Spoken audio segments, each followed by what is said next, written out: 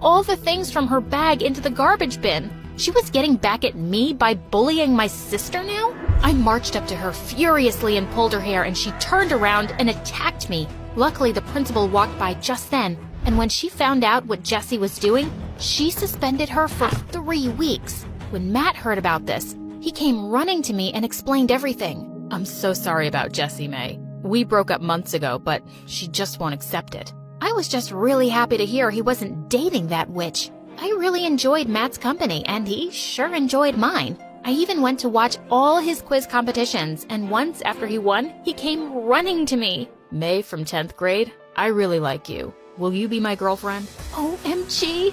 Everyone stood there in shock, and I gasped as I said, yes, of course, Matt. He picked me up in his arms, and we kissed like no one was watching. It felt like I was on cloud 9. I was so excited that I went straight to June to tell her. But just as we reached there, I saw June push someone to the ground. June, what are you doing? As soon as she saw me, she came running to me. Oh, May, those mean girls were pushing me around, so I just pushed them back. You told me to be strong, right? Did I do something wrong? Oh, no, June. You stood up for yourself. I'm proud of you. But they're saying they'll report me to the principal. Am I in trouble? Oh, no, you're not. You just wait right here. I went straight to the kids and screamed. If any of you says anything to my sister, I'm gonna toss you like juggling balls in the air. Got it? The kids nodded in horror, and June and I high-fived as we left. And then I told her about Matt, and she had the best reaction.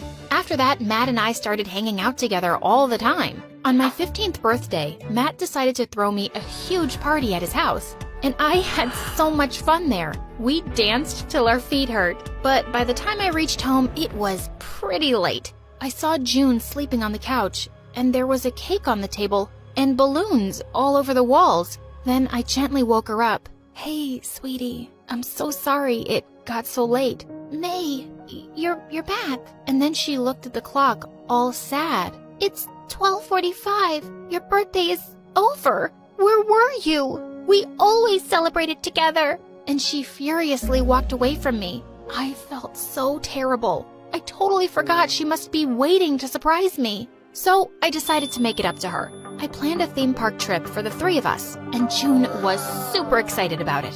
When we reached there, the first thing she wanted was ice cream, but the stall was really crowded. Matt, just stay with her for a while I go get us some ice cream, okay? He held her hand tight and nodded, but when I returned, I was shocked to see that June was lost and Matt was looking for her. Matt, how could you be so careless? I told you. She was right here holding my hand, and then she just slipped through. I don't know how. Forget it. Just help me look for her now. We looked for her for hours, and with each passing minute, I was getting crazy anxious.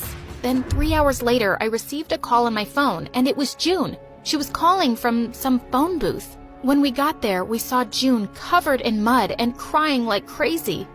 Oh, May. Oh my God, June, what happened? After you left, some woman pulled me away. I called out to Matt so loud, but he didn't even notice. I don't know where she was taking me, but I escaped from the car when she stopped for fuel. I'm so scared, May. Please take me home. I turned to Matt. I should have never trusted you with my sister. What was I even thinking? Matt tried to explain, but I just took June's hand and stormed out of there. When we got home, I got June all cleaned up and even slept with her to make her feel safe. The next day when we went to school, June asked me to forgive Matt, first thing.